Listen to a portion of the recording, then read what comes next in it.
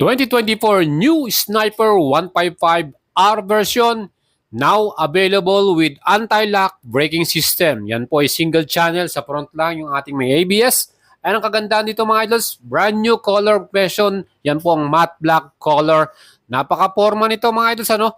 And syempre ang ating engine same pa din ito, 155cc single cylinder. Yan po ay liquid cooling with BBA fuel injection by Yamaha and equipped with assist and sleeper clutch. Kita nyo yung ating pinaka seat cover, two-tone yan at ang ganda ng pagkaka-stitches niya. With seat height na 795mm, perfecto sa mga Filipino riders. Kita nyo yung pinaka ating headlight, napaka-forma, very aggressive at yung ating brake light LED yan. And ang 2024 model ay merong improved na disc brake, yung pinaka mismong disc niya mas malaki. At yung ating makina, pagdating sa ating radiator at cooling,